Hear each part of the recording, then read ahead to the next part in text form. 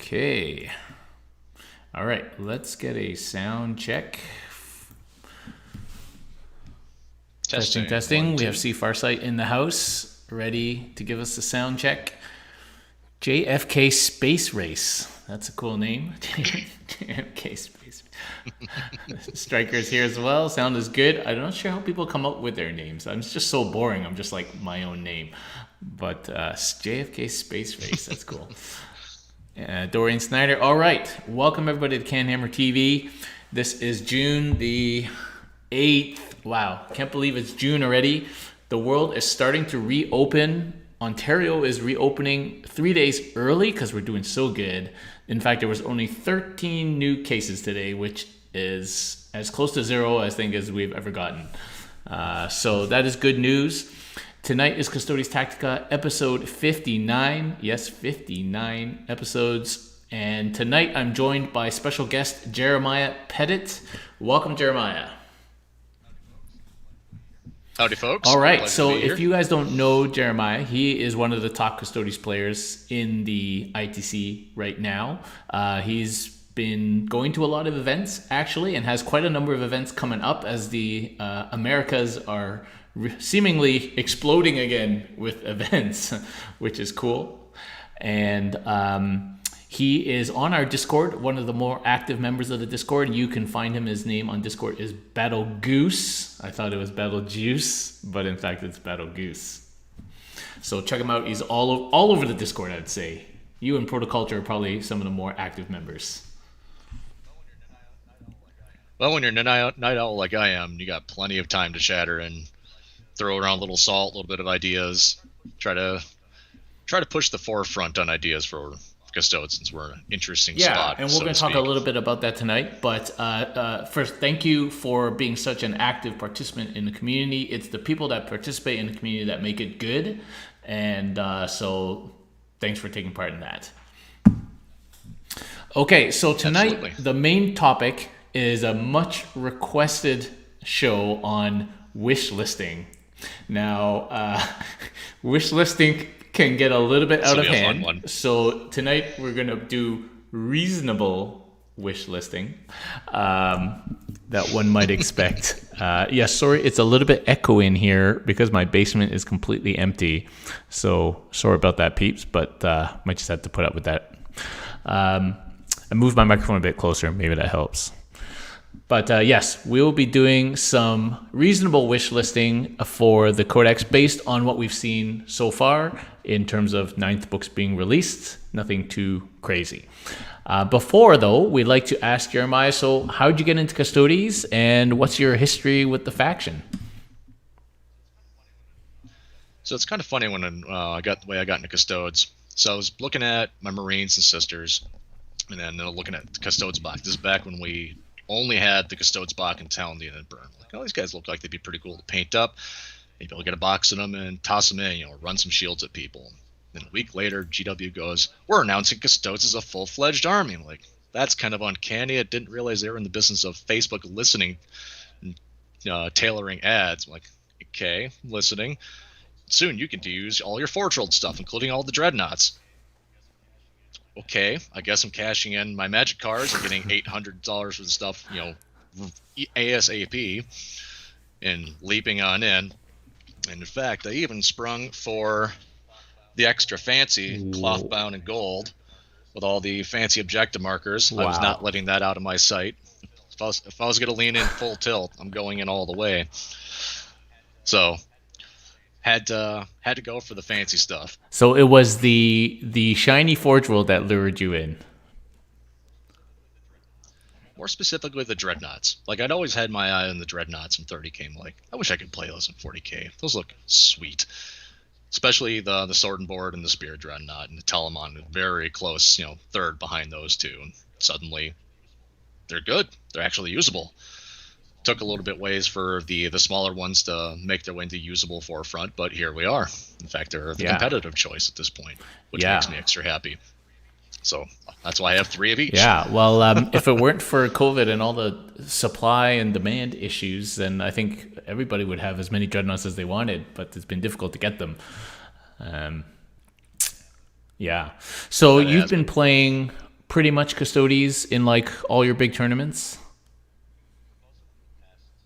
For most of them, for the past 3.5 years at this point. I took a 6-month break shortly after the Space Marine 2019 Codex. I got so disheartened. I actually sold the army for the most part, but that just allowed me to buy things back in slowly and start doing a different theme.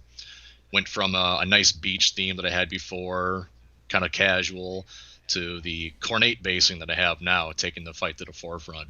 That's pretty cool. It's kind of fun. That's pretty cool.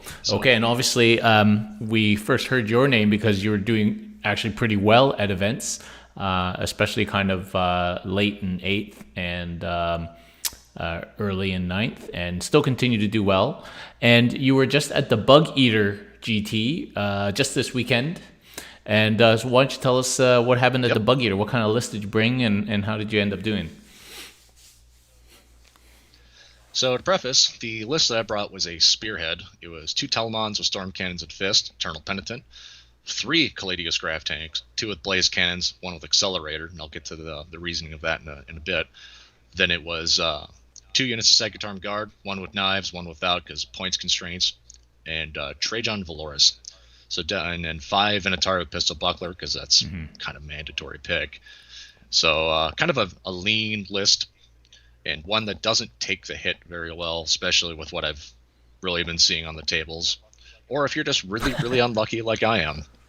So so before I sent in my list, I was able to look at the roster and see that a lot of people were playing Sororitas, and I knew exactly what they were all going to do because I play Sororitas. So I have an understanding, and I know that people like to run more lean, and they're all going to go mostly Valorous Heart. It's like, well, what's most of Custodes anti-infantry? AP -2.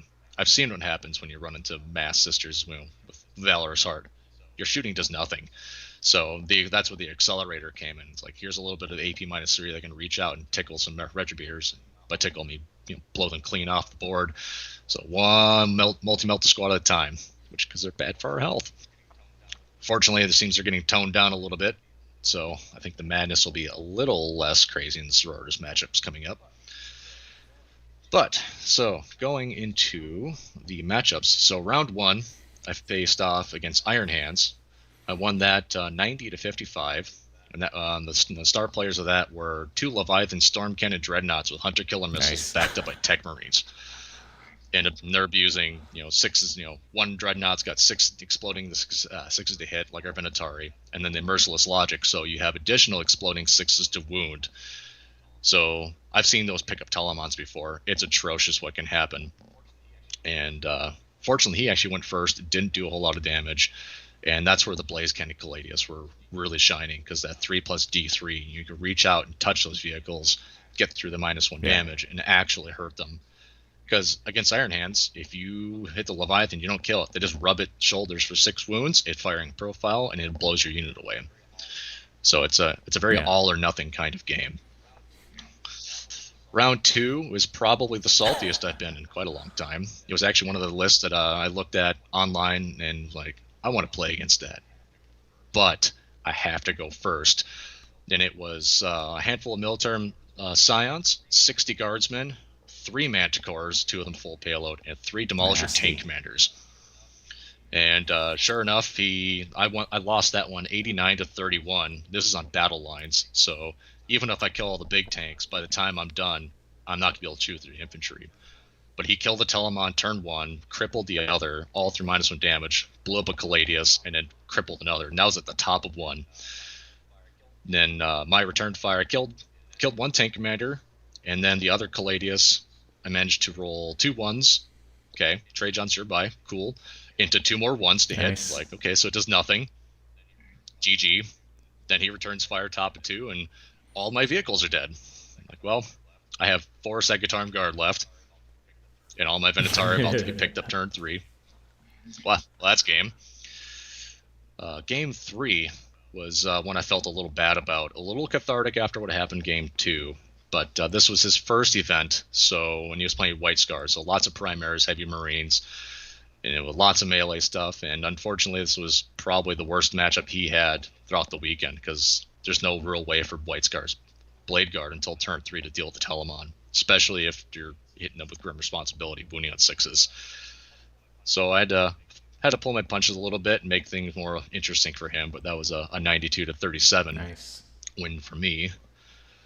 Round 4 is where the dice skew got really bad, playing against Death Guard, where his list was a couple Volkite Contemptors, handful of Blight Lord, or the guys with the scythes. I can't remember their name. Death Shroud, yeah. He had 9 of those, a couple Plague Burst Crawlers, and a handful of characters, lots of zombies. No Mortarion, which is the interesting pick. And this guy did pretty good throughout the event, and I'd have to look at his rankings overall. But the summary of the game was watch Volkite Contemptors do 200% mortal wounds than they should. So turn 1, he did 11 mortal wounds with just 2 of them into a Telemon, and I couldn't make a single Field of Pain. And it was just nothing I could do about it. I ended up losing that one 72-48, which was kind of rough, but it happens. Game 5 was against Azuriani, so pure Eldar. No Harlequins, no Drakari. And this is piloted by a rather well-known player, Kyle Thompson, in the meta down here in the United States. He's from North Dakota. Good player, always fun to play against.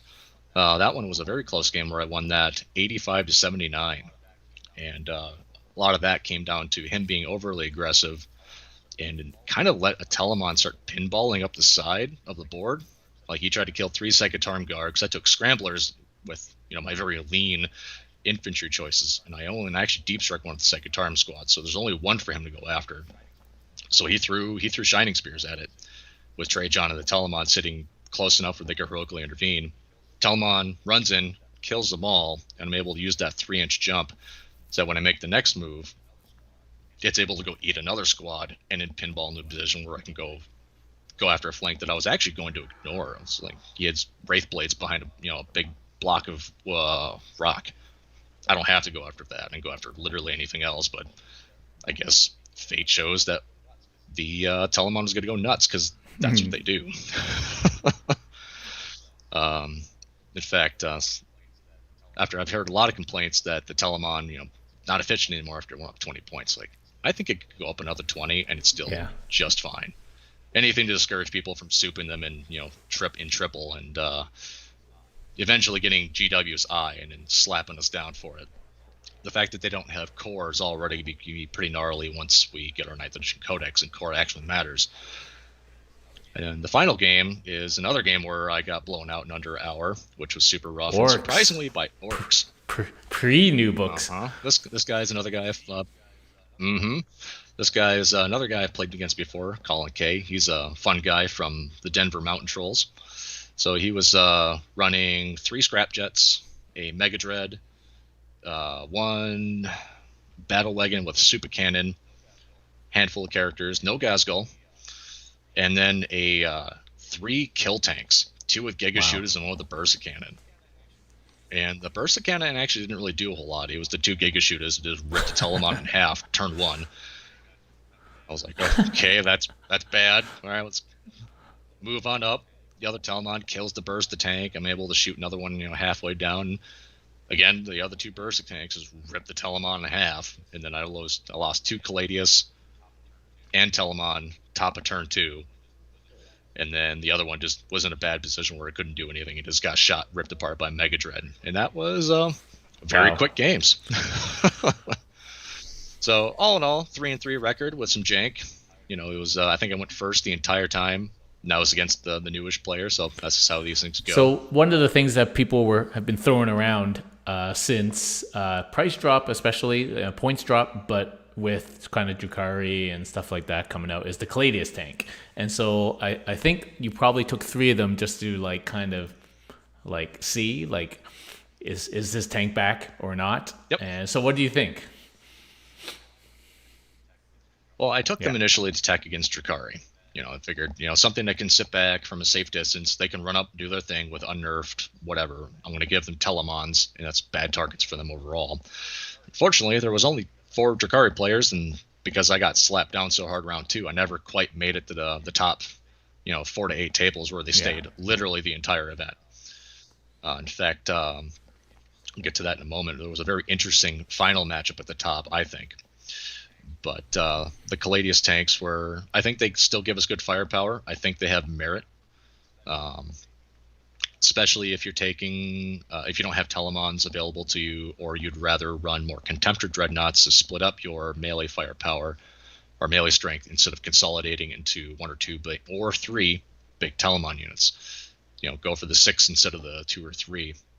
They give some firepower that can reasonably sit back most of the time. We'll see how that pans out with AdMech. Take enough hits, and even if they're crippled, they're still hitting with 4s with some mean guns. So I think they're solid at 205. In fact, when it came down to some of my wish listing for points, I was hoping they would drop 20, 25 points. Mm-hmm. That's exactly what happened. Fortunately, my other wish listings didn't really happen for the most part. Land Raider is kind of fun and exciting because I'm dumb enough to run one. I have one up on the shelf. But the interesting game was Drukhari versus Tau, of all things. And it was actually a Talos heavy Drukhari list versus Tau that had a massive squad of crisis suits, 9 strong, with the reactive countermeasures, so he can get a 2-up save and ignore -1 AP 1 and 2 on one guy with a 2-up save and tank those Locofires for hopefully longer than a turn.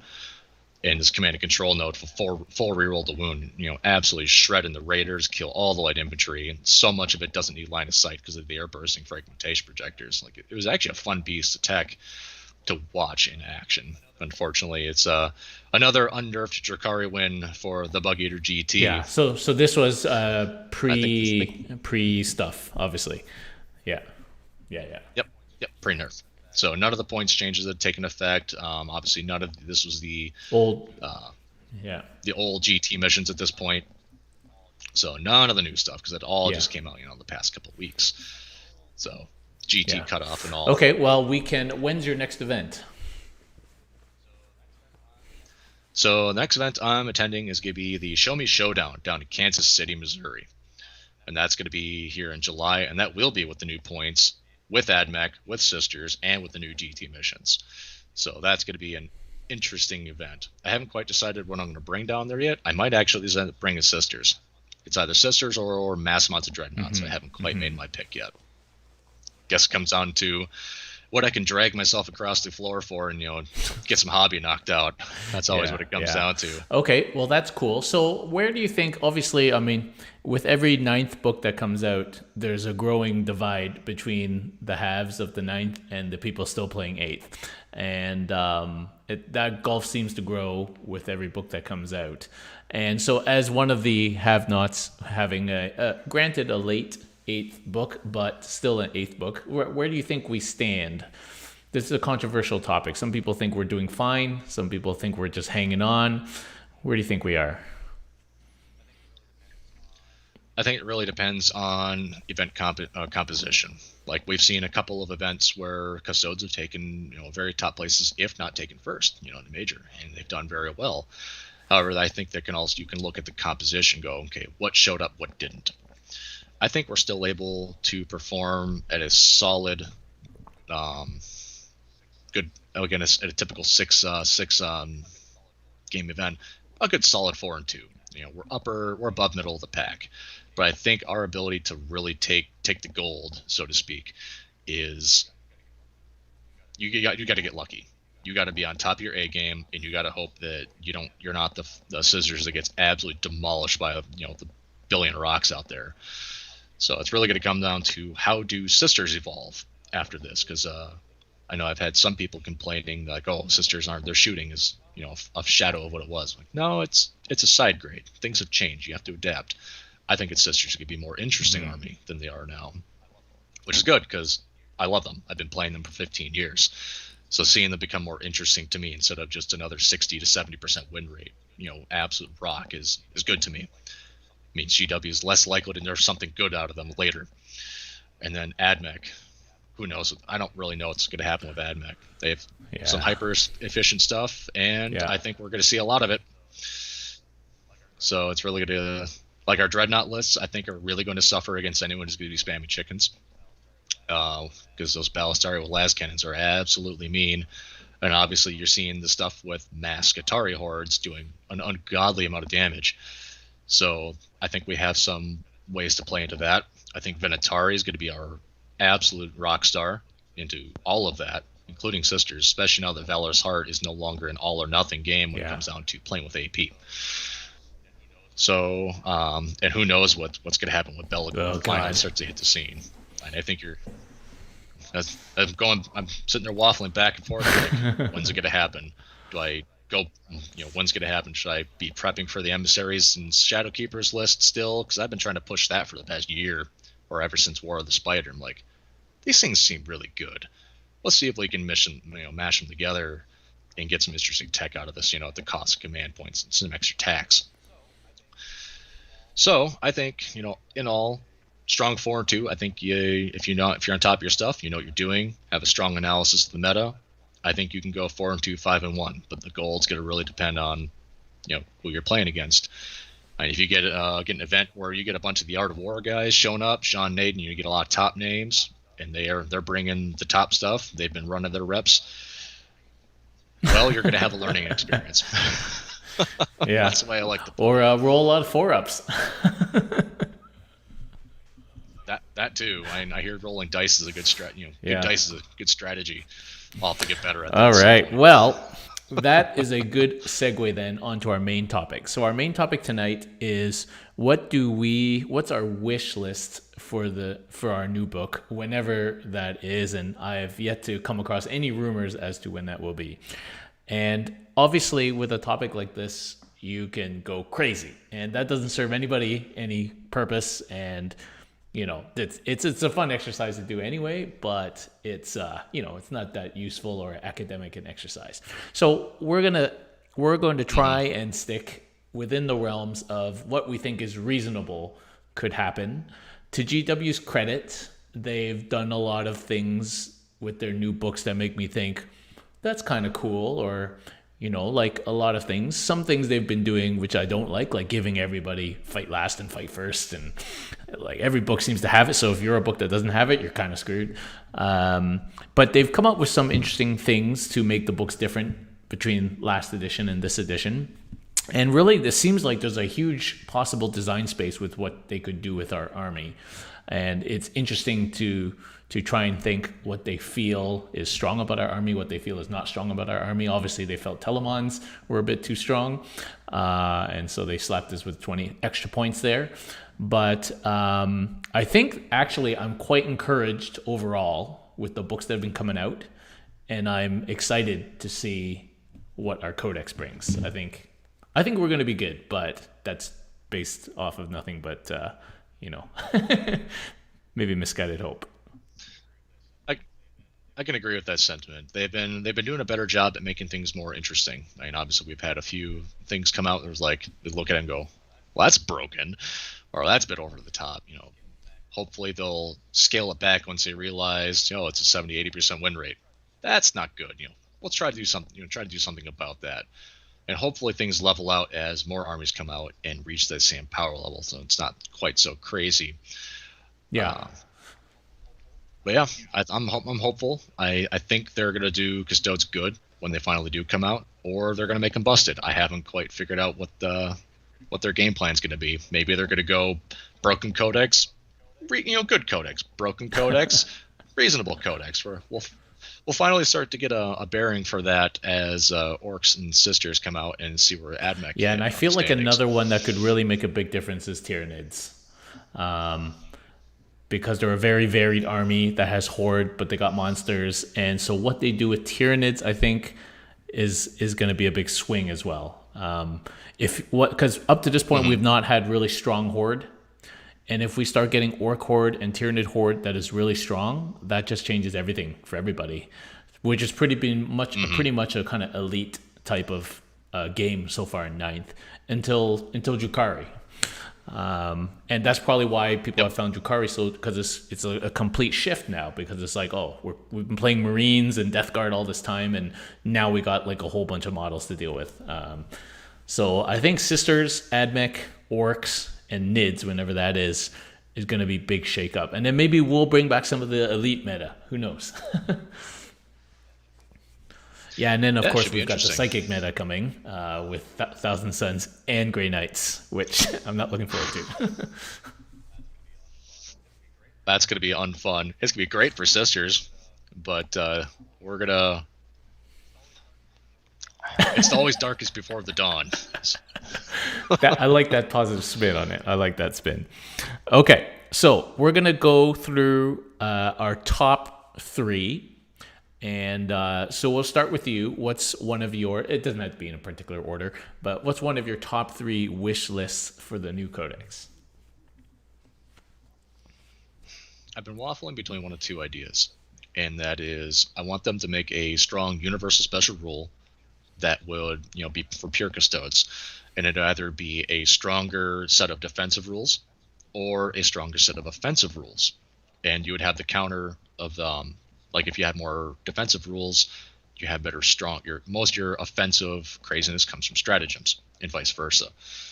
I'd really like to see the more offensive baseline and keep our defenses limited to stratagems. So that way it's still possible for us to weather the storm, but it's not so much that it becomes overbearing in the meta like we saw with Deathwing for a while. Permatranshume Terminators everywhere, especially around my area. Good God, they all came out of the woodwork, and there was some that were a problem. But making it so that it's possible for people to still beat us once we run out of steam. So we have to very carefully use our stratagems, because that's what the stratagems should be for. The command points should be for. They should be for pivotal things that can eventually run out of steam. You can't just spam the whole and game. like part of me thinks that could very well happen. We could have a shield host that maybe gives transhuman or some variant of transhuman. Like I feel like that could happen, and while that would be cool, I think it would, as you say, it would skew too much. Our army-wide rules right now are all defensive. I mean, +1 save, and then the the useless 6-up against psychics.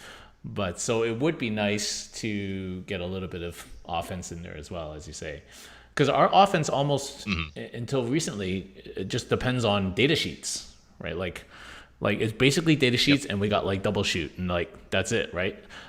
We have no real like other boost to either shooting or melee offense. All our stuff is kind of defensive. So, okay, that's cool. And when I say like an offensive buff overall, something that would give us an edge in the like they could even keep us with D3 damage weapons at this point, as much as it pains me to say that, but allow us to get around ways of damage reduction, kind of like the Nightbringer. Allow us to get past feeling the pain and damage reduction effects, or when you're going into these kind of effects, that's when your damage boost would finally kick in. So that way, when you run up things like a basic tank, like a Lehman Russ, you're just stabbing at it. It's going to be at your base things. But once they have, juiced themselves up with things make them tough to kill, that's where your abilities kick in. So that way, it's not always an active thing that just dominates and everyone. Somebody put it the other day to make like Emperor's Allspice stratagem a like army-wide rule, like where we ignore some kind of modifiers, maybe not every single modifier, but like and then there was another newer player lamenting today how all his D3 damage did nothing to -1 damage Death Guard, right? So Yeah, the Emperor's Auspice thing. That's not the that's the reroll. Sorry, thing. That is no rerolls. So that was actually an interesting idea that I had came up with that we could have happen after Deathwing came out. It's like, okay, so it's obvious that they're taking certain defensive abilities that were stratagems and making it so that one section of the army has something or another, something special that doesn't need to be stratagem based. In this case, Deathwing got it, and you can unfortunately make an entire army of it. So there's that. But Emperor's Auspice would be another one of those interesting buffs that, for armies that rely heavily on rerolls, it absolutely crushes them. And there's other armies that don't need rerolls at all. They're very solid from what they are, and they don't necessarily need rerolls to function. Unfortunately, we're not one of those because we're so elite. We do need those. What few rerolls we have, we really, really need them. So a Custodes matchup would actually be brutal if we were to have that as a baseline. But again, it's a very rock paper scissors type. So it's not. I don't think it'd be an overbearing buff. It's certainly a possibility. But who knows? GW could very well pull something, out and go absolutely nuts. I think this is an army that has a lot of potential, especially with the fluff and background, with all the insane stuff that they're known to have in the fluff. They're just sitting in their basement that no one else gets to play with. So that segues into one of my other wish listing things. I want to see them bring out more weird stuff. I want to see more like dark matter weaponry. Like we have the useless relic for the Terminator Captain, Obliteratum, strength Nice. 10, D3 damage, one shot. That's not very exciting. But you're shooting antimatter at people. That's something no one else gets to play with in the Imperium without being called a heretic extremist. So, stuff like that, or other types of viral weaponry. Hell, they could have their own stockpile of phosphex and other super weird stuff that, if you look back, it would also be an interesting way for them to make an ironic twist on the Custodes. Because during the days of Old Night, you had all the other factions, all the other techno-barbarians that were doing all sorts of horrible stuff, and the Emperor locked it away and didn't want his legions, his armies, to follow the same fate. Well, having to rely on those old Night technologies and weapons would be an interesting, ironic twist to have to happen to Custodes. A little bit of a darker thing to continue on the traditional grimdark 40k as nonsense. they venture out into a beyond the solar system. So that was one of my wish lists lower down, not my top 3, but it'd be nice to have a nicer list of relics where it's not just 3-up invuln is the default. I know some people playing with Castellan's Mark, and sometimes that helps, sometimes it doesn't. And, if it doesn't help, then just wasted that relic pick, So it'd be nice to not be like, okay, all relics suck unless they're better than 3-up invuln. And now with 3-up invuln being so much rarer, now it actually makes those relics kind of even better. And, without having to jank up some Praetorian plate business, like it'd be nice to have some of those other relics kind of be a bit meaningful or be real choices.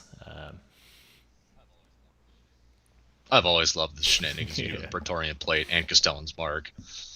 In fact, Castellan's Mark was rather instrumental in my 2019 list. Like I can, put some stuff out. People will take the bait again and again. They love going after Blight Captain bait. Yeah. I don't understand it, but they do it. Okay, one of my top wish lists was obviously to get rid of variable damage.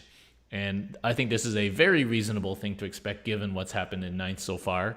I think all our D3s need to disappear, especially Trajan's Axe. That is an area of extreme salt for me, especially seeing all the other better relics that other people have borrowed from us, like the New Sisters Primarch Lady. But we need to get rid of D3, whether it's 2 or 3, I don't know. People can decide that, but D3 needs to go, and I would even go so far as like salvos the D6 needs to be tweaked a little bit. They obviously didn't fix las cannons on Land Raiders, but we need to get rid of the D3. It's just and I think that will happen. It's painful. I mean, when people try to tell me, "Oh, the Bike Captain's great," things like he killed Marines, like he really doesn't. He runs in, he maybe kills 2 primary. Bike Captain fluff great use so of many times. 75-point captain on useless things too, like. Yep. I think what they could do with the salvo launcher, if we're going to be improving that, is it's got 2 weapon ports. Make it 2 shots. 2 shots of Melta and 2d3 shots of flak. And then I think that's how you can keep the bikes at their higher cost, or at least justify it. Maybe lower them if they're packing a Hurricane Bolter, and if for whatever reason it stays at its same value. Like, give us Lastrum Hurricane Bolters, for example. Give us our funny names and our stats to match, so people can mispronounce everything and wonder what it does. We can just lie about how many shots it does. So for sure, just that variable damage needs to go. I think it will go. Every sign says that we'll be losing our variable damage, so that is my top. That's still my top wish list, though.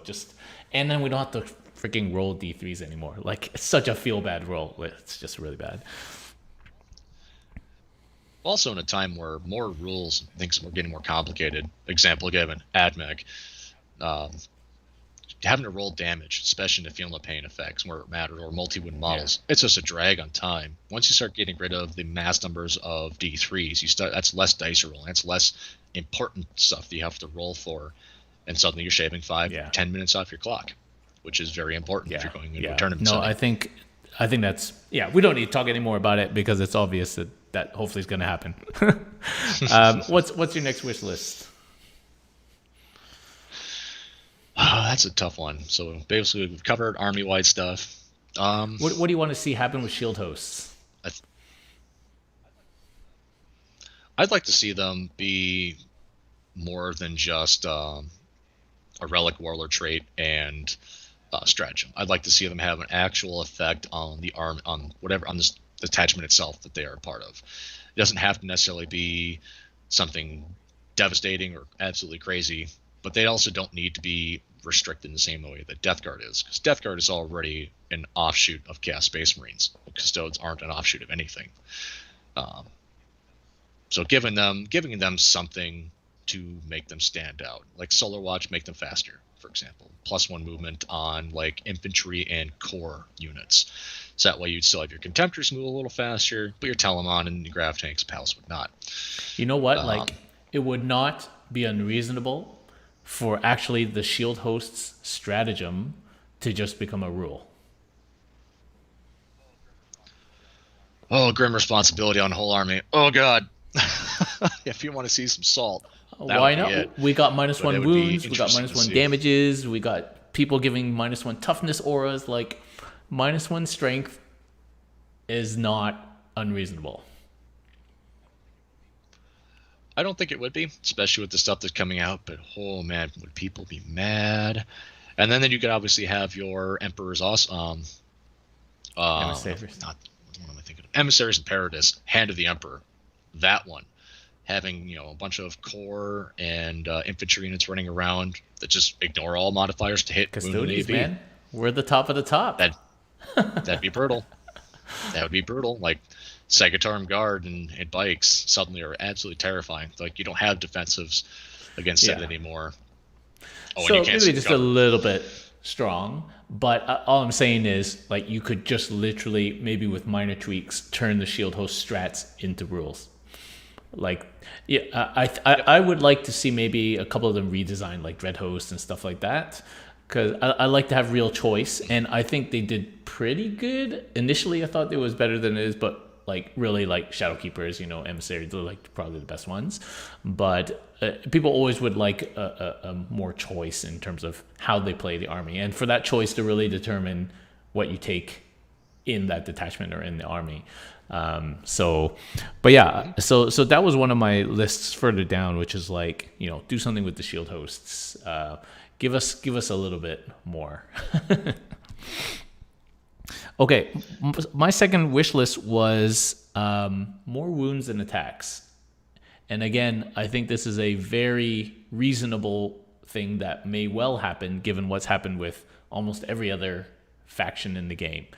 Adding wounds here and there, definitely we need more attacks. I mean, we are paying a premium to have a pretty shitty number of attacks. Yeah. So, like, we need more wounds and more attacks. And I hope and I think that will happen as well. Yeah, I definitely agree with that. I mean, what we need is not a points reduction. If we start doing points reduction, we just turn into Marines that are color gold. That's not what I want us to turn into. Or it turns into something that can turn into an abusable skew real quick, and then we get slapped. We don't really have a lot, like, especially amongst our infantry units, we don't actually have a lot of wiggle room for big points reductions. No. And, like, you can't really move Terminators 20 points down because now they cross over with other things, right? Like, I was just talking last week about Wardens. You can't really move much on Wardens because they're stuck between Terminators and Guard, right? So it would, like you said, I don't think we need massive point slashes. Even on bikes, I would go so far as to say, we just need them to have more for the points. Yep. So one thing I would like to see, and this is my next one, is adding more special rules, probably from even our stratagems stock, to each of our units. Like, give them something special that stands out. For example, Wardens. What purpose do Wardens have right now? Basically nothing. However, they're the ones that are supposed to sit and guard the Emperor for, hundreds of years. Unless you Trajan, in which one you go 20 years, hey, I'm out. But, like, for example, if we're going to have anything to be perma-transhuman, give it to them. And then maybe for like our Lars Terminators, they're supposed to be character hunters. Why not just rope the sniping strat in with them? Just make it a baseline thing that they can do. We're paying 70, 80 points. It doesn't necessarily need to be on our equivalent Terminators, which are just beat sticks, but it gives the Alaris more tech, and we're not paying 3 God command points for that when it's not that Yeah. great. Yeah, it also Um, just kind of helps differentiate the units a little bit because they're all expensive. They all have 2 up, 2 up, 2 up, 2 up, 2 up, 4 up. There's not a lot to differentiate them other than mhm, weaponry. And that's the problem with our forms of Terminators and our Wardens, basically. It's just basically like loadout and rules, and yeah. there's not a lot of rules to go around, as you say. So, like, a rule here and there would definitely be appreciated. If anything, just to give each unit a bit more character. hmm Yeah, War of the Spider definitely helped with differentiating things and also opening up access to those stratagems applying to our forger choices, because that's half our army. That's kind of a big deal. But I think they could go a step further in reducing some costs on things, roping them in with the unit is particular. Like, for example, they could just straight up give our Chaotech to our Land Yeah. Raider. If they're not going to give us an invuln of some kind, make it so that those las cannons mean business. They're not just stock marine stuff. Either rerollable damage or 3+D3 damage, something that makes it Yeah. iconic. Yeah. And this is actually a wish list I put it lower down on my list because I don't think it's going to happen. So maybe you don't consider it reasonable then, but I would love them to set, as they did with the beta rules, Custodes was the first beta rules, as they did with allowing kind of integration of Forge World into GW writing rules. I would like our Codex to be the first Codex that has GW and Forge World in the same book. And to stop this staggered, like, here's half your book, and then 6 months later, here's another half of the book, and maybe they don't sync up quite well, and here's the next half, and then here's the other half updated. I would love it just to be boom in one book. And as I say, I don't think this is going to happen, but that would be really nice. I think the last time they did that, it might have been the only time. I can't recall any other codex having this involvement. It was the 5th edition Guard Codex. They finally had brought in some Forge World exclusive stuff. That was when I think the Hydra and Manicore weren't plastic kits yet. So it's like, how do I get this? Oh, it's a big block of resin.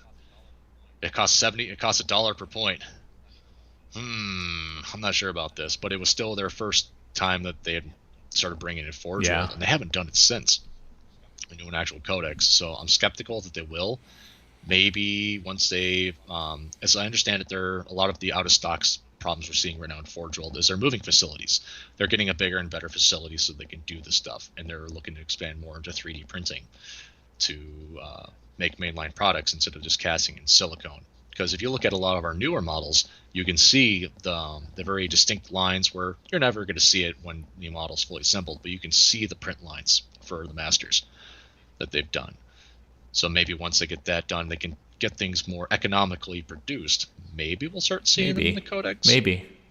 That would be an awesome thing, and it'd be easier and be a lot better for consistency as well. I mean, how many jokes are out there with, the China cast is better than Forge World for quality control, which was that's bad when you have that. And like they did take the first step, which was to have GW write those rules, because like Forge World rules just notoriously historically bad. So that was the first big step, and cutting a whole bunch of shit out that we don't need anymore. So I'm encouraged. I don't think it's gonna happen this round, but I think eventually it may happen. So I put that lower down on my wish list.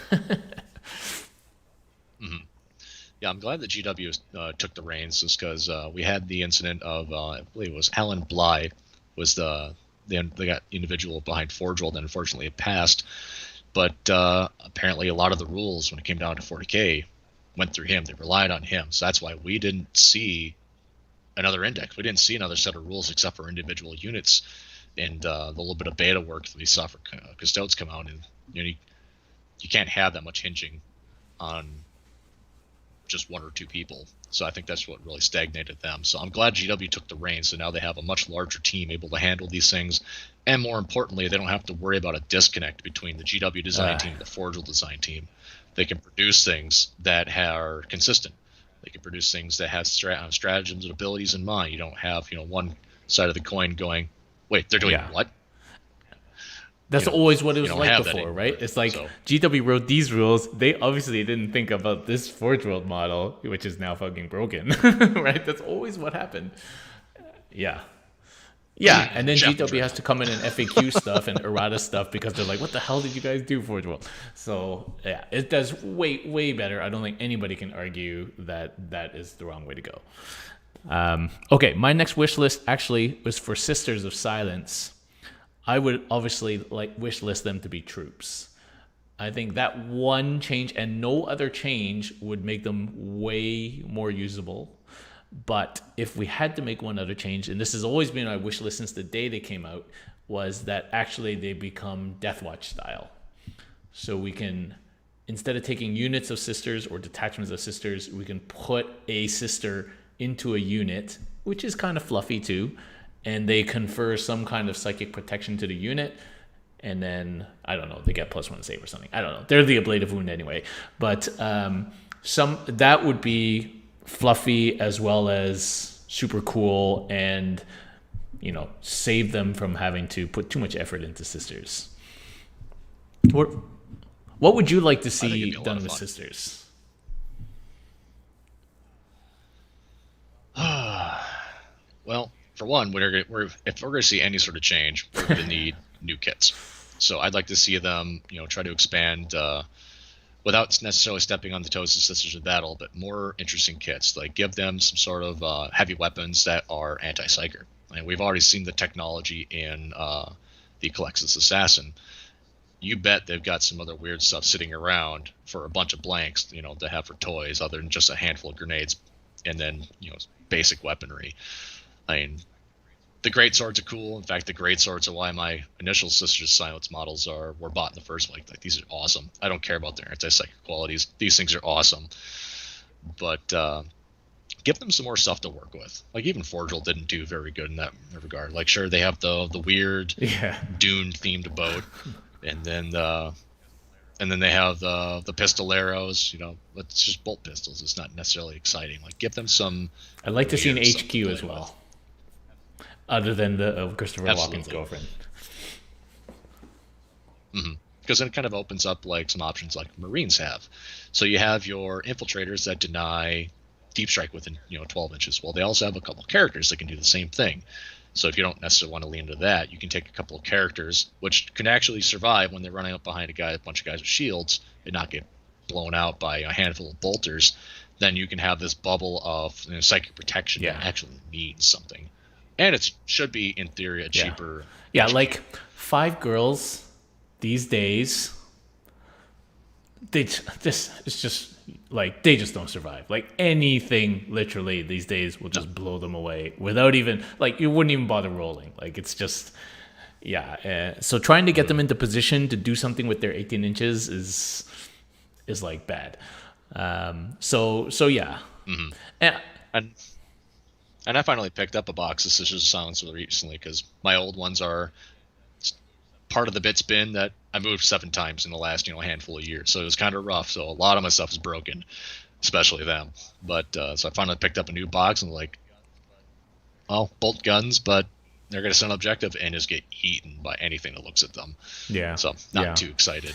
All right. I would like actually for them to change the Captain Commander traits.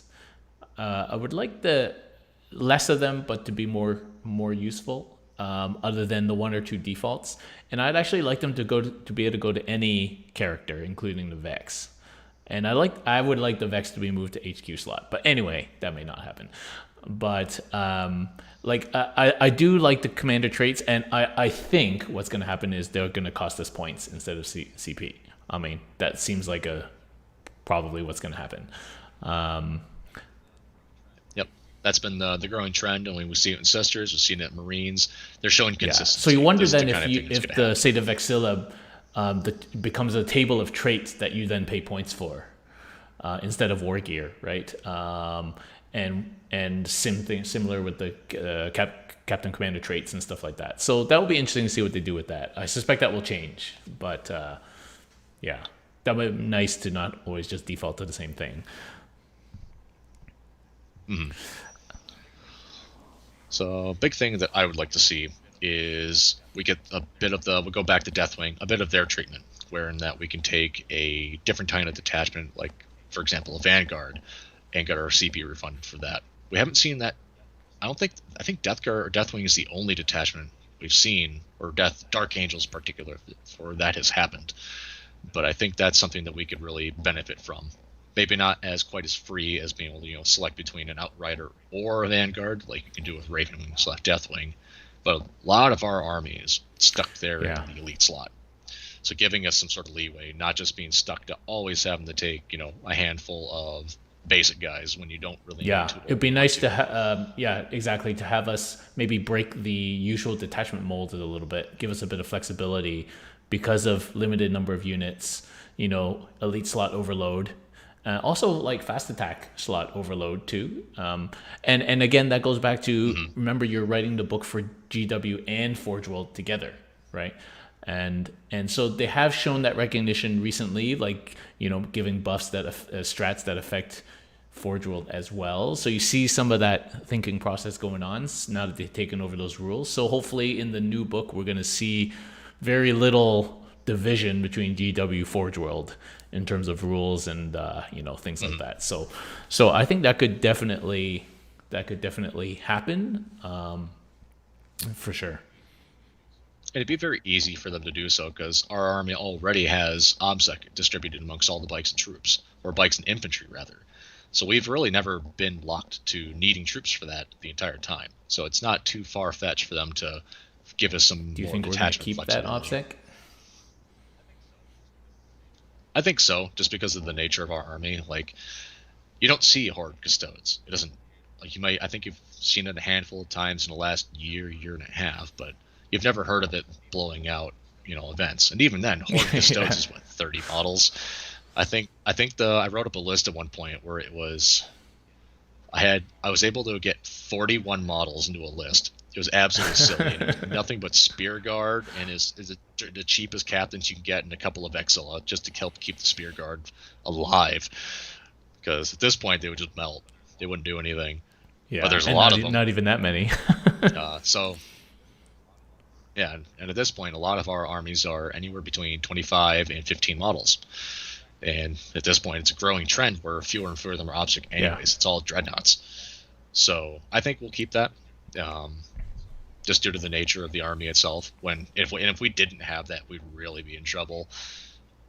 Because even just being able to throw a couple dudes onto a point, and thumb your nose at someone and not be swarmed by a bunch of nonsense is very important. Yeah, for sure. Especially a lot of books now have some kind of OBSEC shenanigans or can turn off OBSEC. OBSEC manipulation or addition or subtraction is kind of a thing, and so when you rely on that, if we lose that, it'll be pretty difficult. Yeah.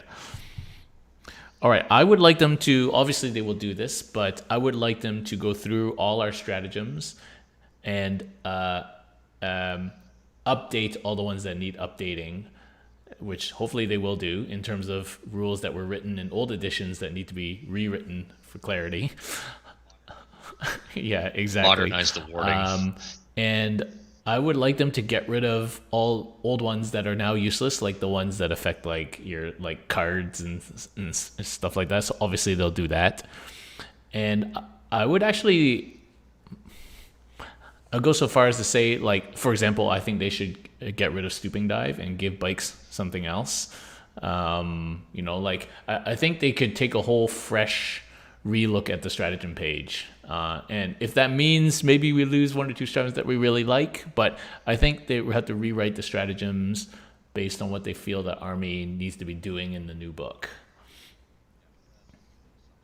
Yeah, we're absolutely going to lose some stuff, and some stuff that we're really going to like. Case example, look at the poor Space Wolves. They lost literally everything they got from Psychic Awakening. Just absolutely dumpstered. I have one of the friends of mine around here. I know a couple of good guys. One who's part of the Flying Monkeys and one from Renegade, and they've been trying as much as they can to make that army work, but they lost everything that they had gained. So it's really tough for them to perform, and I'm worried that we're going to lose a lot of stuff from Psychic Awakening. I think it's going to hurt. So be ready for that. And to preface all this, I'm not a play tester, so anything I say or suggest is definitely not a thing of what's to come, but it's a good expectation of temper yourselves. I think we're going to lose a lot, but we're going to gain in some regards. It's going to become more of a lean strategy. Do you think we're going to get any new models? Well, now that's an interesting question. So I'm not going to do any spoilers, but I'm going to tell all of you out there, if you have not done it already, go pick up Pariah and Penitent. Just read it. No spoilers. We won't say anything. Just read those 2 books.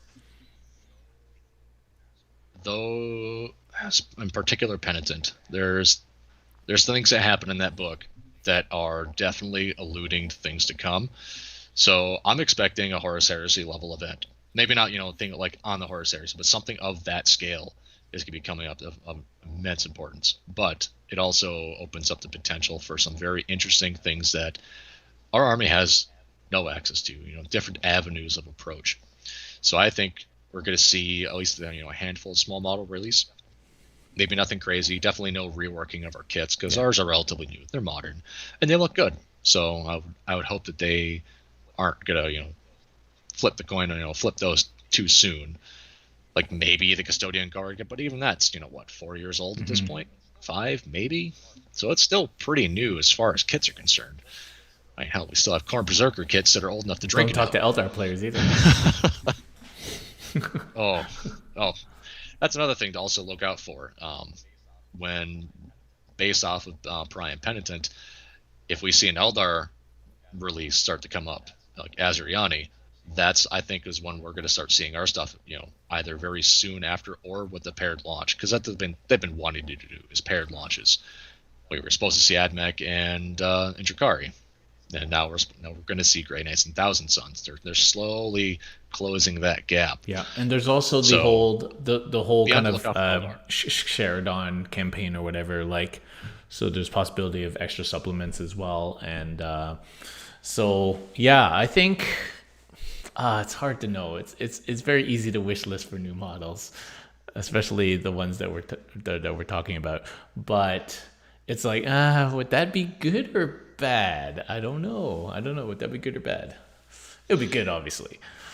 Because the avenues that go with that, I have no idea. I really don't. But if we're going to talk about singular model wish listing, one thing I would like to change, if there was anything I'd like to see change, turn Palace Gravitax into squadrons of 1 to 3 and make them break apart after deployment. Give me squads of 1 to 3. Those dirty things.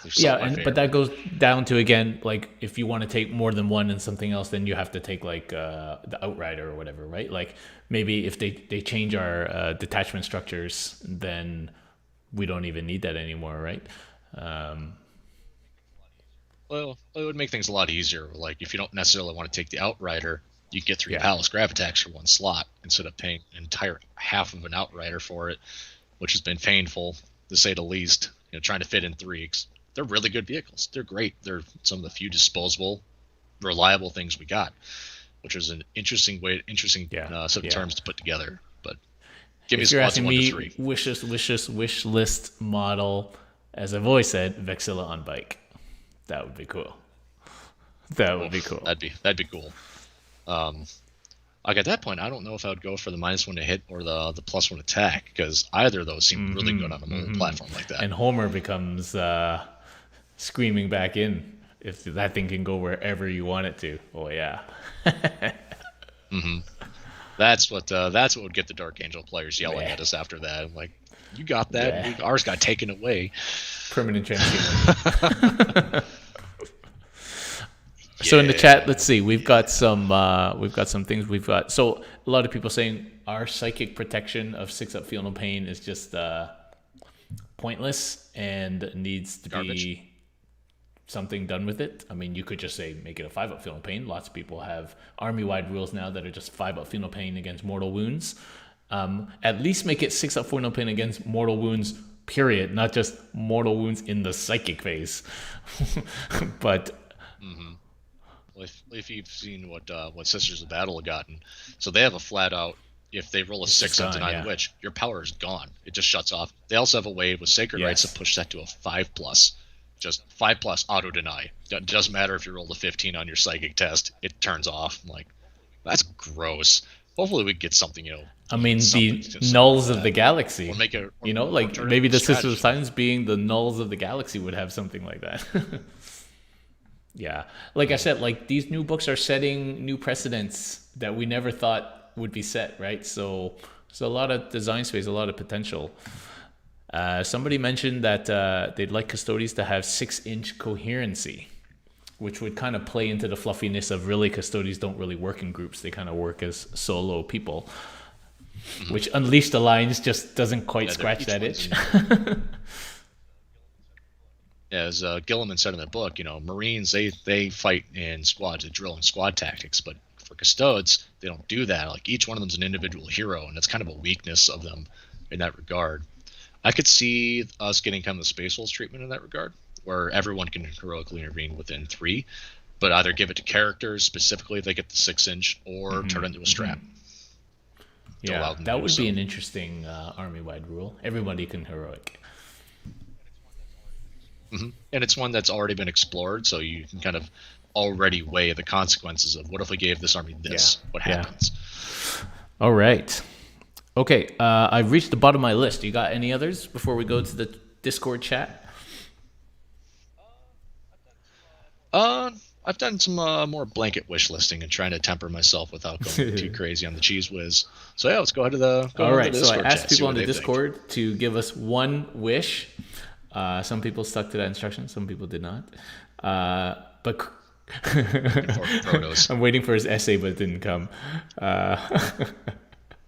So Chris did ask you tacos or sushi. Oh man, I've recently been on a sushi kick, but tacos. All right, okay. Tacos. Silk Addict said Sisters of Silence with heavy firepower. So like heavy weapons units or something. That would be interesting. Yeah. Yeah, I'd kind of capped an idea of like giving them some anti-psyker shenanigans. Maybe again going back in the tech on the Calladus assassin, they're literally shooting blank energy at people. I think that's definitely a potential avenue. They could go with. Dinkleby says he'd like to see SAGs be able to be mixed into Guardian squads. That's interesting. I'm not sure. Take 3 or 4 guys with guns and one guy with the shield Kinda to death eat all the watching. shots. Because that's what I did. Because that's what I did with in my 2019 list. It was 1 shield and a couple of guys with spears. There's a bunch of that running around behind all the tanks. So I think that'd be fun. I don't think we're going to see it. It should happen because in order to make those kits, you have to have a basic custodian guard kit. So it's not like you're don't have access to those spears and shields. It's literally just a resin upgrade kit. Yeah. So I wish They would do have it. been It'd be pretty reasonable. good at only releasing rules for things that you can get in a kit recently. So no more, needing 4 rock saws and having to buy like 6 kits for it or something. So maybe for that reason alone, we won't see a mixing of units like that, especially across GW and Forge World. I think we're not quite there yet on that mixing. Some people would like to see, so again, with Sisters being able to mix in 1 unit per, Custodes infantry or something without taking separate detachments or slots. That would be interesting. Yeah, not taking up slots would be the interesting thing, because that would alleviate a lot of room for our elites without having to change anything about the structure of the army as it is current. Maybe open it up like you can take one free elite, 1 slot free per HQ. Or like 1 Sisters HQ opens up 2, something like that. There's a lot of possibilities there. More calls for increased wounds, damage, durability. Alaris getting Unleash as a datasheet ability. That one I think would be trickier. I think we're going to see the character snipe before we see the Unleash turn into a baseline thing. Leave it a stratagem. Lower the cost. Maybe make it 2 at the very most. Like maybe make it 1 for 5, and then 2 for 6 to 10. Because it doesn't really get super abusable until you're in like big packs of them. Then you're suddenly fragmenting. Yeah, I think actually we're going to lose the Unleash stratagem. I think it's just too janky. That's probably a safe bet. Yeah. So speaking of jank, somebody wants a slightly less janky Oh, sorry, that wasn't actually an answer. Okay, more reliable. Okay, so yeah, obviously we're gonna get faction-specific secondaries, like every other book so far. I have no idea what to wish list for those things we can do. Yeah, I don't even know where to start. I haven't Yeah, put much thought into that that might at be like a all. separate show, or we'll just review them when they come out. Rade, who's a Chaos player, would like to see points increase across the board. I'm okay with that if we get the stats and the rules to match. I don't think we're going to see a stats increase very much based off what we've seen in the Imperial Armor Compendium. I don't think that's going to change. As much as I want 5 Wound Terminators to help break the mold a little bit when it comes down to damage. In fact, I think they're going to get the Paragon Warsuit treatment because they're very similar at this point. 4 wounds, T5, 2 up. They have -1 damage. I suspect that's what we're going to see. But a points increase, honestly, would not be bad. So long as it has the things As long as we to get the make us value feel for it. like we earn Yeah. worth those points. Right. Like 60-point Custodian Guard, sure, that would kind of suck, but as long as they do something, they're not just bland, slightly bigger Marines with a big stick. Yeah. Because that's what they are. Right? All right, somebody else wanting special kinds of detachments that refund CP, like we talked about. Buffed Sisters of Silence, Troop Choice, Invuln, more powerful anti-psychic abilities. We were kind of talked about that as well. Bike Bolters getting full rapid fire all the time, or AP, or 2 damage. Oh, bikes with 2 damage would be gross. Even at Strength 4 AP 0, it would be too gross. Yeah, we're about to see it with Artificer just Storm Bolters by saying the Winged that. Sisters. Gross. Which it warms my heart because for the past couple of months I've been trying to build Sisters list and wondering maybe I should take some of these Storm Bolters off and put regular bolt guns on. Because I built like 16 Sisters with Storm Bolters. I love Dominions. And those got a lot stronger. So be careful of that, by the way, folks. Movement shenanigans of the pregame are about to get real. But I don't think we're going to see 2 damage. I think we're going to see like a strength and AP increase. Something to help begin merging our Codex stuff in with our silly name stuff. And that's why GW has not changed the Hurricane Bolters up to this point, because on a 2-up ballistic skill platform with 12 shots each, you could really make that crazy very easily. And they're gonna do what they did with Sisters, where all their stuff they buff, like you have your Heavy Flamer, then you have your Ministorum Heavy Flamer. Well, now they're distinctly named, so that way when you start going forward with weapons updates like they did earlier, you're changing the names of these things. So that way, if you buff if you say like a Heavy Flamer goes down 2 points, your Ministorum Flamer doesn't go down 2 points. They're 2 distinct weapons. Then they're showing an aptitude for introducing that back into the game. So yeah, it'll be interesting what they do with that. So having access to doing mortal wounds, we actually have very, very few ways of doing. Not even like 5, I don't think, ways of doing actual mortals. Yeah, I think it's actually just one. That's the Ares. It's the Ares. It's just bombing things. Yeah. Just hit it with bombs. So yeah, sure, it would be nice to get like other ways of doing mortals. Obviously, that'd be nice. Okay, army-wide gift of foresight to save CP. Not sure what that means. Gift of foresight. Have you heard of that? Gift of foresight. Oh, I can't think of any ability of maybe that's an AOS thing. Yeah. I have no experience. Yeah. Okay. with AOS. Yeah, I'm not sure what that means. Xylaz, sorry about that. Plus remove. Okay, somebody wants all the forge vote replaced by plastic. Sure, that would be great, but I don't think that's happening anytime. As much as I love working with plastic over resin, I put together 5 dreadnoughts and three of the Caladius tanks recently. I don't want to touch resin for a while. Yeah. Okay, somebody wants wardens to get a rework, so kind of chatted about that this weekend, last week, so for sure. Protocultures wants army-wide rule for a pure army, other than like agents of the Imperium, so to cut out souping. So I think that will happen. It has been happening across the board. Yep. So I think that's going to happen for sure. Yep, everyone is getting that to some degree. So like for Admech, you have Doctrine Imperatives, I think even Cult, Canticles to the Omnissiah are faction locked. So if you suit, you don't get either of those. Sisters is a big one. You don't get Miracle Dice if you suit. Straight up. No Miracle Dice for you. You get the other stuff that's not nearly as good, but that's the big one. Marines Doctrines, we're seeing more of it. Who knows what they're going to do for orcs for a pure faction bonus? I'm kind of scared to see what they're going to do with that. Boys, yeah.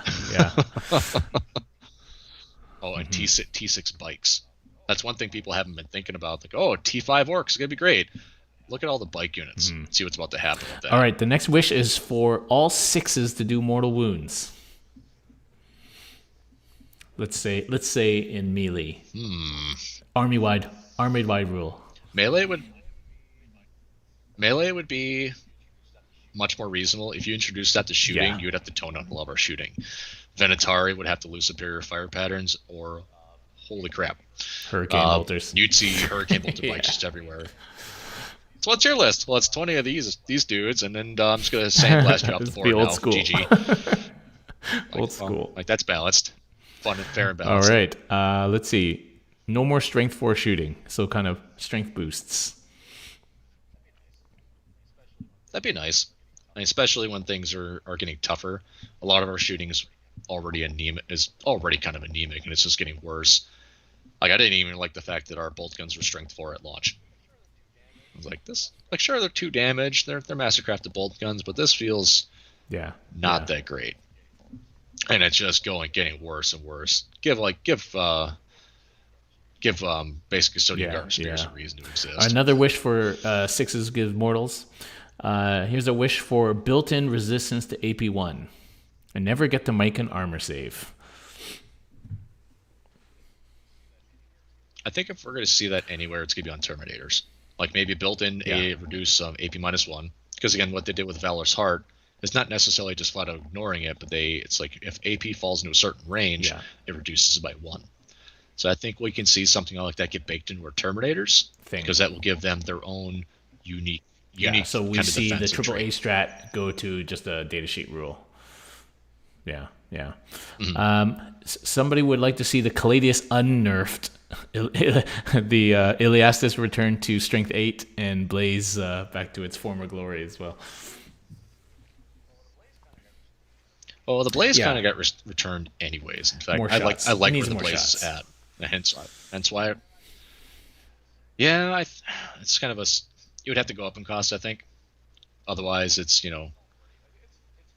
already it's decent. 2 more shots would be one of those things that really amps it up. We saw it with Venatari. 2 shots, okay. 4 shots apiece with the stratagem. Okay, all right, now we're talking. It's all that's why our Codex is propped up by them Telemons. But more shots. The strength 8 Caladius, I think, is not as big of a deal these days because there's less T8 out there. It's mostly tank commanders. You don't see hardly any knights, except for the occasional skew list running, a bunch of Megara. That's really all you see for toughness 8, because obviously everyone's running out of land. They're so much cheaper now, right? Right? Yep. They're efficient, right? No, they get picked up by. All right, and the final one is, and we talked about this, more internal balance between shield hosts. So make more of them kind of viable, real choices. Yep, I think they're going to. And to continually go back to like Sisters or AdMech, they've really done a better job at looking at different factions within and making them more interesting against each other. They're less skewed. Like Valor's Heart's no longer the go-to for maximum defensives. They've split things up a little bit, given some of their stuff to others, made others more interesting. So I think we're going to see that. So I'm really looking forward to it. I don't know exactly how they're going to do it because we don't have any built-in. Like, you're this shield host, so you get this across all your stuff, and then you get a handful of things to go with it. We don't have that. It's all just how good is the strategy. Yeah, that's what it boils down and to. The final one that lots of people have been mentioning, we've got to do something with Trajan. Send him home. Tell him to go grab the right eggs. For the love of God, go home. Your stove is on. Go get something else. Oh, it's a running joke. He just gives away the wrong weapons and keeps the worst one. It's right. maybe it's a flex move. Maybe that's what we're seeing going on. Like, I don't need the good weapon. I can go slap around Primaris Marines with my time-bending relic. Yeah, yeah. Who knows? Who knows? Okay. Well, thanks very much for joining me, Jeremiah. It was great to talk to you and to spend some time Absolutely. wishlisting, which is always super fun. I think we were pretty reasonable. We didn't go too crazy, and Yep. Have to temper what you want, or yeah. else you get So nothing. if you want to talk more with Jeremiah, of course, you can join our Discord. He's a active member on the Discord. Thank you very much, everybody, for following and watching, subscribing, being patrons, all that good stuff. And I hope everybody has a safe week. Get vaccinated, and we'll see everybody next week. Nick has his next stream on Thursday night. It's actually super popular, which is great. He's filling that chaos itch for everybody. So tune in Thursday night for Nick's stream. Otherwise, we will see you guys next week. Thank you very much, Jeremiah. Yep. And for those who are vaccinated, come on down to the Renegade up here in Minneapolis, Minnesota. We got events coming up here in July for the Summer Meltdown. And we got another one coming up September. They throw on a good show. They got good terrain. Hosted at the Fantasy Flight Event Center. If anyone's familiar with that company, lots of good stuff come from them. So come on down. We could always use more All right, people to throw cool. dice with. And so everybody have a good night.